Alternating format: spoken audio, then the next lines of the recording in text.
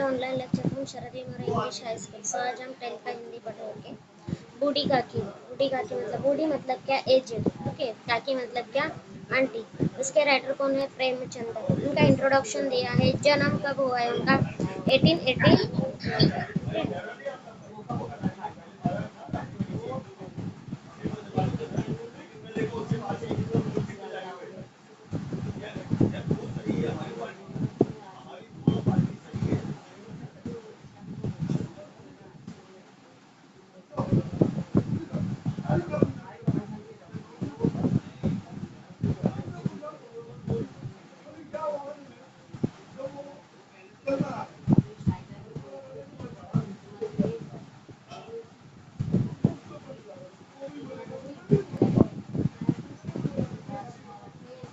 सो उनका मृत्यु कब हुआ था, 1936 में। ओके, वाराणसी उत्तर प्रदेश। उनका परिचय क्या बताए, अप्रतिम कहानीकार एवं उपन्यासकार। प्रेमचंद का मूल नाम धनपत राय था। बाल्यकाल से ही आपने लेखन कार्य प्रारंभ कर दिया था। आधुनिक हिंदी गद्य साहित्य में आप कहानी के पितामह कहे जाते हैं। आपकी कहानियों उपन्यासों में शोषित किसान मजदूर स्त्रियों का आदि समस्याओं का विस्तृत चित्रण मिलता है। प्रमुख कृतियाँ, उसमें उन्होंने कौन कौन सा लेखन किया है इसमें दिया है। मानसरोवर भाग 1 से 8, जंगल की कहानियाँ, कहानी संग्रह, गोदान, गबन, सेवा सदन, कर्मभूमि, कार्यकल्प, उपन्यास, प्रेम की वेदी, करबला, संग्राम, नाटक, टॉलस्टॉय की कहानियाँ, आजाद कथा, गर्ल्स वर्दी के 3 नाटक, हड़ताल, न्याय, चांदी की डिबिया, अनुवाद, ये सब उन्होंने क्या करे, लिखन किया हुआ है। ओके, गद्य संबंधी मतलब इस लेसन के बारे में इसने क्या बताया, देखो। प्रस्तुत कहानी में एक क्या है, स्टोरी है किसकी, बूढ़ी काकी की। तो इस कहानी के माध्यम से प्रेमचंद जी ने समाज में व्याप्त वाद खिलाफी, वृद्धों के प्रति तिरस्कार की भावना पर जोरदार प्रहार किया है। जो भी तिरस्कार है उसके जो फीलिंग है उसके बारे में क्या करें उन्होंने बताया है। यह कहानीकार ने बुजुर्गजनों के मन का मनोवैज्ञानिक विश्लेषण के प्रति आदर भाव रखने हुए प्रेरित किया है।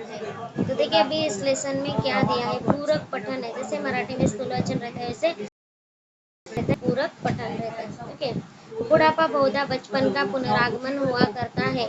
बुढ़ापा क्या है, बचपन का पुनरागमन करता है। जैसे छोटे बच्चे रहते हैं वैसे ही बुढ़ापे का रहता है। ओके, नेक्स्ट देखो, बूढ़ी काकी में जीवा स्वाद के सिवा और कोई चेष्टा शेष न थी और न अपने कष्टों की ओर आकर्षित करने के लिए रोने के अतिरिक्त दूसरा सहारा नहीं था। समस्त इंद्रिय, नेत्र, हाथ और पैर जवाब दे चुके थे। जैसे एज होता जाता है तभी एक एक पार्ट, जो बॉडी ऑफ पार्ट है वो क्या होता है, खराब होने लगता है। जैसे कि आँख से दिखाई नहीं देता है, कान से सुनाई नहीं देता है, जवाब से ऐसी तोतली सी आवाज आने लगती है। वैसे पृथ्वी पर पड़ी रहती और घर वाले कोई बात उनकी इच्छा के प्रतिकूल करते, जमीन पर वो पड़ी रहती थी। भोजन का समय टल जाता या उसका परिमाण पूर्ण न होता अथवा बाजार से कोई वस्तु आती जाती और न मिलती तो ये रोने लगती थी। बाजार से कोई भी खाने के लिए चीज लाते हैं और उनको जब नहीं मिलती तो उनको रोना आता था। उनका रोना सिसकाना साधारण रोना न था, वे गला फाड़ फाड़ कर रोती थी। जैसे छोटे बच्चे रोते हैं वैसे ही वो रोते थे। उनके पतिदेव को स्वर्ग सिधारे कालांतर हो चुका था। बहुत साल पहले उनके जो हस्बैंड है उनकी डेथ हुई थी। बेटे तरुण होकर चल बसे थे। बेटा तरुण, उसका बेटा जो है तरुण नाम था उसका, वो होकर चल बसे थे। अब एक भतीजे के सिवाय और कोई न था। एक भतीजा था उनके साथ, उसके सिवा उनका कोई भी इस जन्म में उनका नहीं था। जैसे बोले उस भतीजे के नाम उन्होंने अपनी सारी संपत्ति लिख दी। उनके नाम जो भी प्रॉपर्टी थी उसकी वो उन्होंने क्या करी, लिख दी है उनके नाम पे जो भतीजा था। लिखाते समय भतीजे ने खूब लंबे चौड़े वादे किए, परंतु वे सब वादे केवल कुली डिपो के दलालों के दिखाए हुए सब्जा थे। उन्होंने जब जो प्रॉपर्टी नाम पर लिखे रखी थी तब भी उन्होंने क्या करे, बहुत सारे वादे किए थे बट एक भी वादा निभाया नहीं था। ओके, यद्यपि उस संपत्ति की वार्षिक आय 150-200 रुपये से कम न थी, तद्यपि बूढ़ी काकी को पेट भर भोजन की कठिनाई से मिलता था। उनको हर रोज खाना जो मिलता था वो बहुत कठिनाई से मिलता था। अगर उनको खाने के लिए लिए टाइम पे नहीं मिलता था। इसमें उनके भतीजे पंडित बुद्धिराम का अपराध था कि अथवा उनकी अर्धांगिनी श्रीमती रूपा का इसका निर्णय करना सहज नहीं। उनकी पत्नी कौन सी थी? रूपा। और जो पंडित है भतीजा, उनका नाम क्या था? पंडित बुद्धिराम। ओके, और उसकी पत्नी रूपा। बुद्धिराम का स्वभाव के सज्जन थे, किंतु उसी समय तक जबकि उनके कोष पर कोई आँच न आए। रूपा स्वभाव से तीव्र थी, सही पर ईश्वर से डरती थी। वो उसका स्वभाव कैसा था? जैसे कि गुस्से वाली थी। अतः बूढ़ी काकी को उसकी तीव्रता उतनी न खलती थी जितनी बुद्धिराम की भलमनसा है। बुद्धिराम को कभी कभी अपने अत्याचार का खेद होता था। जो भी अत्याचार होते थे तो उनका जरा खेद लगता था उनको। विचारते ही इसी संपत्ति के कारण मैं इस समय भला मानुष बना बैठा हूँ। तो क्या बोले कि मैं ये संपत्ति का मालिक बना हूँ तो क्या हुआ हूँ? भला मानुष बन के बैठा हूँ। लड़कों को बुढ़ों से स्वाभाविक विद्वेष होता है, और फिर जब माता पिता का यही रंग दिखते तो बूढ़े काकी और सताया करते हैं। जब भी उनका स्वभाव क्या हो जाता है? विद्वेष हो जाता है। और माता पिता का जो रंग है तो बूढ़ी काकी को क्या हो जाता है? सताता है। कोई चुटकी काटकर भागता है तो कोई उपनगर पानी की कुल्ली कर देता है। काकी चीख मारकर रोती तो काकी क्या हो जाती थी? चीख मार मार के रोती थी। हाँ, काफी क्रोधातुर होकर बच्चों को गालियां देने लगती और रूपा घटनास्थल पर आ पहुंचती थी। तो बच्चे उसको क्या करते थे? परेशान करते थे। क्रोधातुर मतलब वो बहुत गुस्सा होकर बच्चों को क्या करती थी? गालियां देती थी। तब भी रूपा, जो उनकी भतीजे की बीवी थी, वो वहाँ पहुंचती थी। इस वजह से काकी अपनी जीवा तूफान का कदाचित की प्रयोग करती। संपूर्ण परिवार में यदि काकी से किसी को अनुराग था तो वह बुद्धिराम। किसी से अनुराग था तो खाली वो बुद्धिराम का था। बुद्धिराम की छोटी लड़की लाडली थी। उसको एक बेटी भी थी जो छोटी थी, वो बहुत ही लाडली थी। किसकी? बुद्धिराम की। लाडली अपने दोनों भाइयों के भय से अपने हिस्से की मिठाई चबेना बूढ़ी काकी के पास बैठकर खाया करती थी। यही उसका रक्षागर था। जो बूढ़ी काकी थी उनके पास वो भतीजे की जो लाडली है वो क्या करती थी? वहां जाके मिठाई खाती थी। ठीक है। रात का समय था, रात का टाइम था। बुद्धिराम के द्वार पर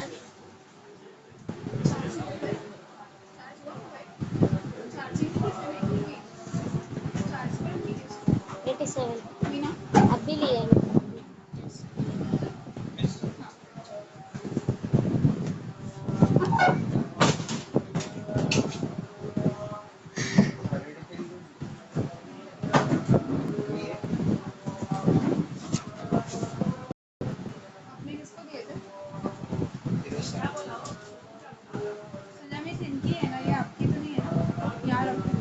नहीं, यहाँ नीचे मेरे क्या पेन? मेरा है पेन।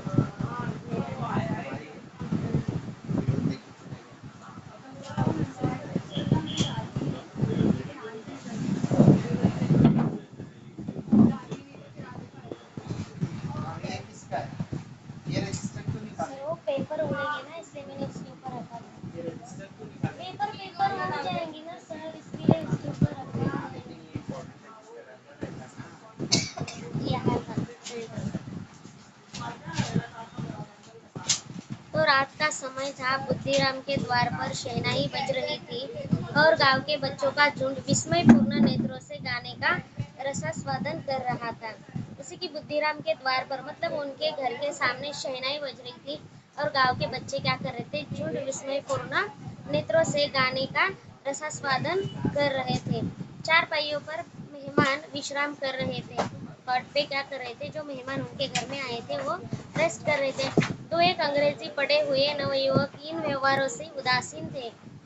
इस व्यवहार जो है तो नवयुवक क्या थे? उससे सैड थे।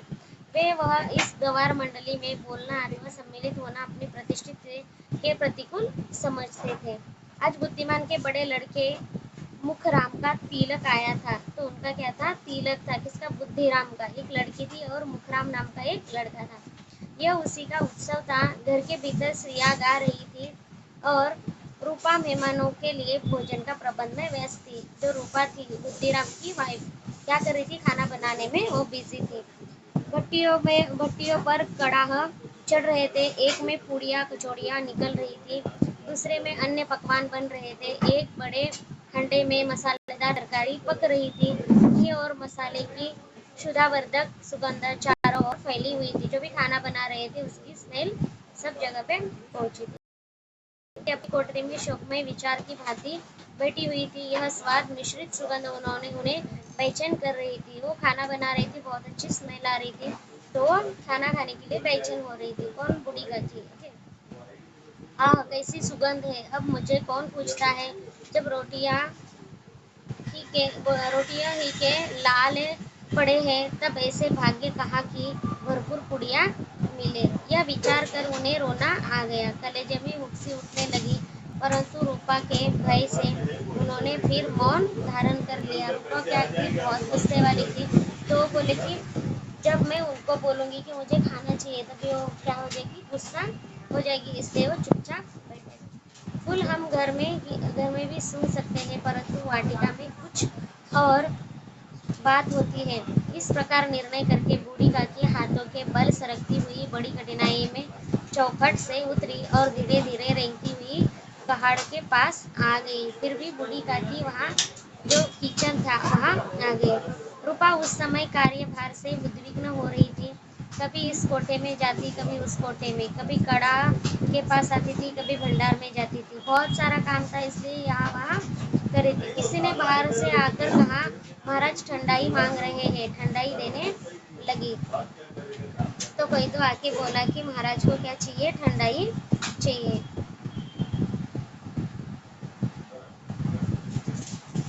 ठंडाई देने लगी। आदमी ने आकर पूछा, अभी भोजन तैयार होने में कितना विलंब है? तो खाना तैयार बनने में कितना टाइम लगेगा? जरा ढोल मंजीरा उतार दो। बेचारी अकेली स्त्री दौड़ते दौड़ते व्याकुल हो रही थी, झुंझलाती थी, उड़ती थी, परंतु क्रोध प्रकट करने का अवसर न पाती थी। इतना काम था कि वो बहुत गुस्सा हो रही थी। वही होता कि कहीं पड़ोसी ने यह न कहने लगे कि इतने में उबल पड़ी। प्यास से स्वयं कंठ सूख रहा था, गर्मी के मारे फूंकी जाती थी, परंतु इतना अवकाश भी नहीं था उसके पास कि जरा पानी भी पी ले और पंखा लेकर जले। तो यह भी खटका थी कि जरा आँख हटी और चीजों की लूट मची। इस तरह इस अवस्था में बूढ़ी काकी कड़ा के पास बैठा, देखो तो जल गई। क्रोध न रुक सका। उसको बहुत ही गुस्सा आया था और उसका गुस्सा वो रुक नहीं सकी। वह बूढ़ी काकी पर झपटी और उन्हें दोनों हाथों से झटक कर बोली, ऐसे पेट में आग लगे पेट है या भाड़? कोठरी में बैठते हुए क्या दम घुटता है कि यहाँ चले आए आप? इस बार चेयर है। सर आप एक चेयर ले लो, मैं वहाँ बैठ यहाँ ये लेना चाहिए।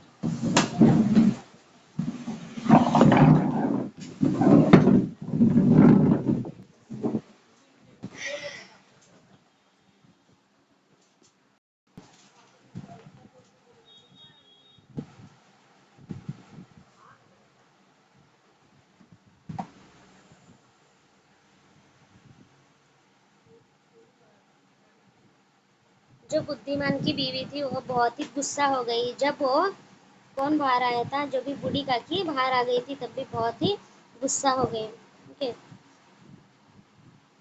कोठरी में बैठते हुए क्या दम घुटता था?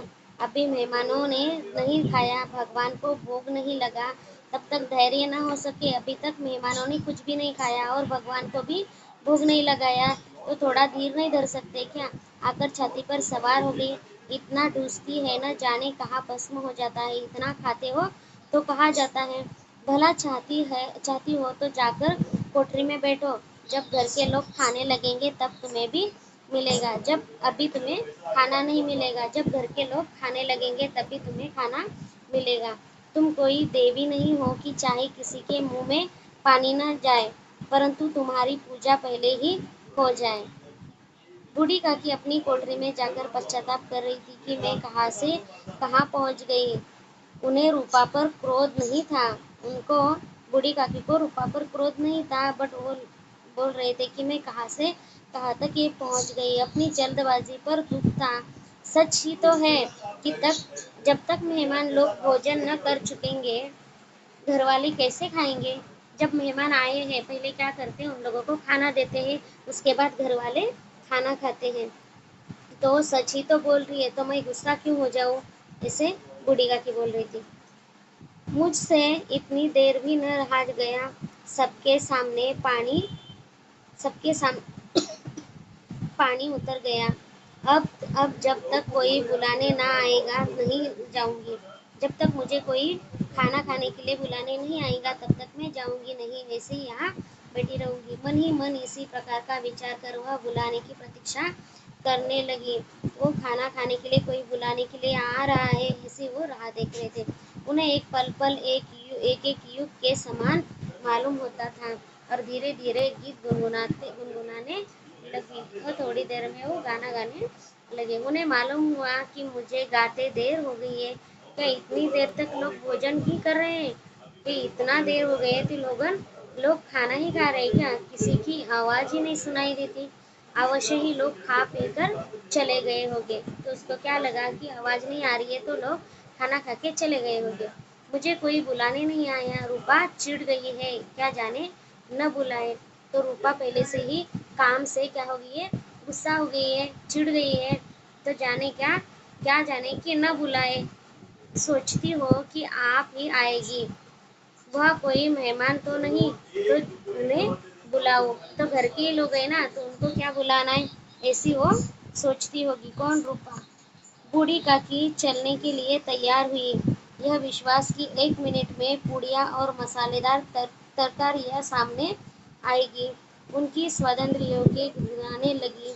उन्होंने मन में तरह तरह के मनसूबे बांधे। पहले तरकारी से पूड़ियाँ खाऊंगी, फिर दही और शक्कर।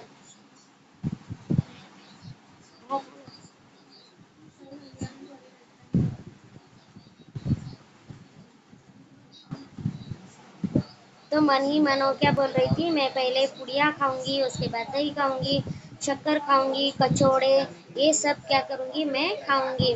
चाहे कोई बुरा माने चाहे भला, मैं तो मांग मांग कर खाऊंगी। मैं पेट भर के खाना खाऊंगी। लोग यही ना कहेंगे कि इन्हें विचार नहीं है। कहा कहा करे, इतने दिन के बाद पुड़िया मिल रही है, इतने दिन के बाद पुड़िया मिल रही है तो मुंह झूठा करके थोड़ी ही उठ जाऊंगी। मेहमान मंडली अभी बैठी हुई थी। मेहमान लोग क्या कर रहे थे, वहाँ बैठे हुए थे। कोई खाकर उंगलियां चाटता था, कोई तिरछे नेत्रों से देखता था, और कोई लोग अभी खा रहे हैं या नहीं। कोई इस चिंता में था कि पत्तल पर पूड़ियाँ छूटी जाती है तो किसी तरह इन्हें भीतर रख लेता।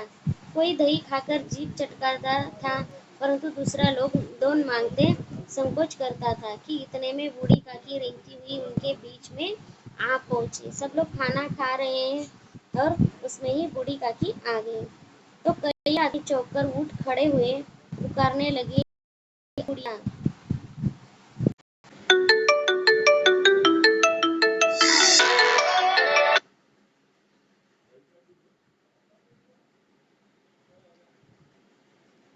अरे ये बुढ़िया कौन है, यह से यह कहाँ से आ गई। देखो, किसी को छू ना दे। पंडित बुद्धिराम काकी को देखते ही क्रोध से तिलमिला गए। जो पंडित बुद्धिराम है, वो बहुत ही क्रोधित हो गया। थाल में जमीन पर पटक दिया, और जिस प्रकार निर्दयी महाजन अपने किसी बेईमान और भगोड़े कर्जदार को देखते ही झपटकर उसका टैटुआ पकड़ लेता है, उसी तरह लपक उन्हें अंधेरी कोठरी में धम से पटक देता है। आशा रूपी वाटिका लू के एक झोंके में नष्ट विनष्ट हो जाती है। मेहमानों ने भोजन किया, घर वालों ने भोजन किया, परंतु बूढ़ी काकी को किसी ने न पूछा। सब लोगों ने खाना खाए, मेहमानों ने खाए, घर लोगों ने खाए, बट जो बूढ़ी काकी थी उनको किसी ने भी और रूपा दोनों ही बूढ़ी काकी को उनकी निर्लज्जता के लिए दंड देने का निश्चय कर चुके थे। उनके बुढ़ापे पर, दीनता पर, हतज्ञान पर किसी को करुणा न आई। अकेली लाडली उनके लिए कुढ़ रही थी। जो भी अकेली जो लाडली थी उनकी, जो बुद्धिराम है उसकी बेटी, वही खाली उनके लिए कुढ़ रही थी। लाडली को काकी से अत्यंत प्रेम था। बेचारी भोली लड़की थी, बाल विनोद और चंचलता की उसमें गंध तक नहीं थी। दोनों बार जब उसके माता पिता ने काकी को निर्दयता से घसीटा तो लाडली का हृदय ऐंठकर रह गया। जब वो खाने के लिए बाहर आए थे तभी उनको घसीट के लेके उनके रूम में छोड़ आए थे। कौन? जो बुद्धिराम और जो रूपा है उसकी वाइफ, वह झुंझला रही थी कि यह लोग काकी को क्यों बहुत सी पुड़िया नहीं दे देते।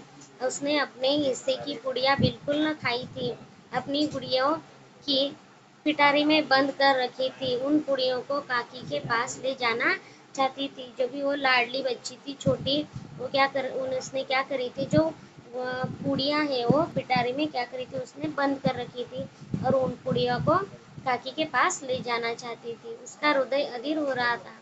बूढ़ी काकी मेरी बात सुनते ही उड़ बैठेंगी, बुढ़िया देखकर कैसी प्रसन्न होगी, मुझे खूब प्यार करेगी और बुढ़िया देखकर बूढ़ी काकी को क्या हो जाएगा, बहुत ही आनंद होगा। ऐसी वो लाडली बोल रही थी छोटी बच्ची। रात के 11 बज गए थे। रूपा आंगन में पड़ी सो रही थी। लाडली की आंखों में नींद न आती थी। उसको नींद ही नहीं आ रही थी क्योंकि बूढ़ी काकी को खाने के लिए नहीं दिया था। काकी को पुड़िया खिलाने की खुशी से सोने न देती थी। उसने पुड़ियों की पिटारी सामने ही रखी थी। जो भी पिटारी थी पुड़ियों की वो सामने रखी थी। जब विश्वास हो गया कि अम्मा सो रही है तो अपनी पिटारी उठाई और बूढ़ी काकी कोठरी की ओर चली गई। जो लाडली थी वो उसकी मम्मी सो गई, तब भी जो बूढ़ी काकी है उसके रूम में चली गई। सहसा कानों में आवाज आई, काकी उठो, मैं पुड़िया लाई हूँ। और वो बच्ची क्या बोली कि काकी उठो, मैं क्या लेके आई हूँ तुम्हारे लिए, पुड़िया लेके आई हूँ। काकी ने लाडली की बोली पहचानी, चटपट उठ बैठी और दोनों हाथों से लाडली को टटोला और उसे गोद में बैठा लिया। लाडली ने पुड़िया निकाल कर दी। काकी ने पूछा, क्या तुम्हारी अम्मा ने दी है? तो उन्होंने क्या पूछा कि तुम्हारी मम्मी ने दी है क्या? तो लाडली ने कहा, नहीं, यह मेरे हिस्से की है। काकी पुड़ियों पर टूट पड़ी। 5 मिनट में पिटारी खाली हो गई। उसको बहुत ही भूख लगी थी। लाडली ने पूछा, काकी पेट भर गया क्या? तो उसके ऊपर काकी क्या बोले,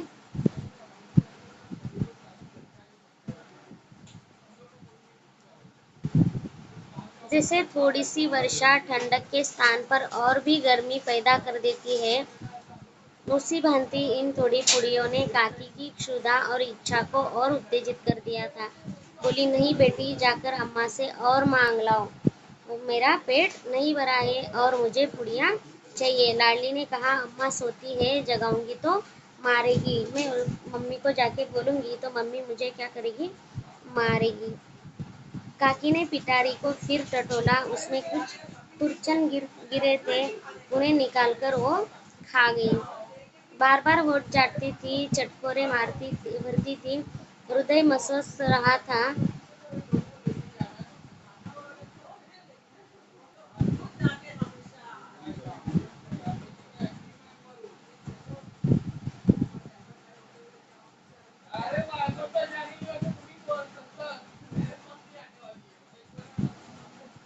हृदय महसूस रहा था और पुड़िया कैसे पाऊँ। संतोष से तो जब टूट जाता है तब इच्छा का भाव अपरिमित हो जाता है। मत वालों को मत का स्मरण करना उन्हें मदांध बनता है। और काकी का अधीर मन क्या हो गया, इच्छा से प्रबल प्रवाह में बह गया और उचित अनुचित का विचार जाता रहा। वे कुछ देर तक उस इच्छा को रोकती रही। सहसा लाडली से बोली, मेरा हाथ पकड़कर वहां ले चलो जहाँ मेहमानों ने बैठकर भोजन किया है। कि तुम क्या करो, मेरा हाथ पकड़ के मुझे ले चलो। कहा कि जहाँ मेहमानों ने क्या करे, भोजन किया है। लाडली उनका अभिप्राय समझ न सकी। उसने काकी का हाथ पकड़ा और ले जाकर जूते पतलों के पास बैठा दिया। दीन क्षुधातुर हतज्ञान बुढ़िया पतलों से पुड़ियों से टुकड़े चुन चुन कर भक्षण करने लगी। जो भी मेहमानों ने खाना खाया था उसमें सा जो भी टुकड़ा टुकड़ा बचा था वो क्या कर रहे थे, वो खाने लगे। और दही कितना स्वादिष्ट था, कचौड़ियाँ कितनी सलोनी, खस्ता कितनी सुकोमल। काकी बुद्धिमान होते हुए भी इतना जानती थी कि मैं वह काम कर रही हूँ जो मुझे कदापि न करना चाहिए। जो काम कर रही थी वो मुझे कभी भी नहीं करना चाहिए था, ऐसा वो कर रही थी।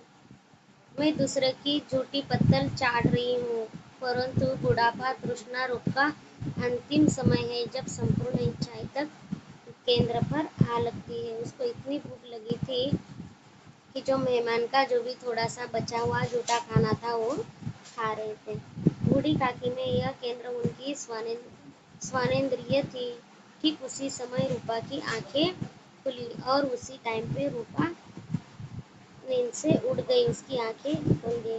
उसे मालूम हुआ कि लाडली मेरे पास नहीं है। वह चौकी चारपाई के इधर उधर ताकने लगी कि नहीं नीचे तो नहीं गिर पड़ी। उसको क्या लगा कि जो भी चौपाई पे वो सोए थे वैसे नीचे तो नहीं गिरी।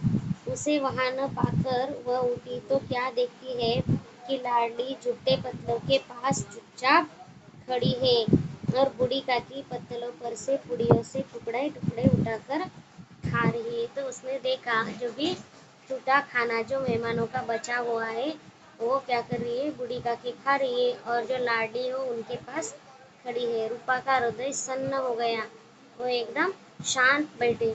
परिवार का एक बुजुर्ग दूसरे की जूठी पत्तल टटोले, इससे अधिक शोकमय दृश्य असंभव था। जो भी घर का ही आदमी है तो उसको खाने के लिए नहीं देते, बाहर के लोगों को खाना खाने के लिए देते हैं, तो उसको ये बहुत ही अलग लगा। पूड़ियों के कुछ ग्रासों के लिए उसकी चचेरी सास ऐसा पतित और निकृष्ट कर्म कर्म कर रही है, ऐसा प्रतीत होता मानो जमीन रुक गई, आसमान चक्कर खा गया। संसार पर कोई आपत्ति आने वाली है। रूपा ना आया, उसको गुस्सा नहीं आया। उसको ऐसा लगा कि मैंने उनको खाना खाने के लिए नहीं दिया, इसलिए तो वो मेहमानों का जो भी रह गया वो झूठा खाना खा रही है। संसार पर कोई आपत्ति आने वाली है। रूपा को क्रोध न आया। शोक के सन्मुख क्रोध कहाँ, करुणा और भय भय से उसकी आंखें भर आई।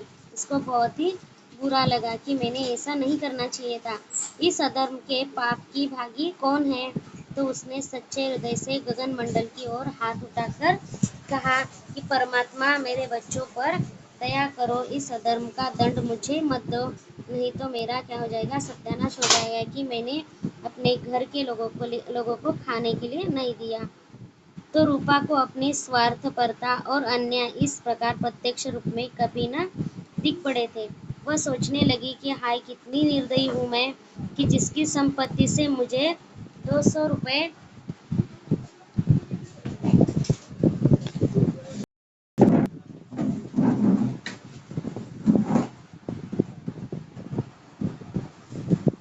मैं कितनी निर्दयी हूँ कि 200 रुपए के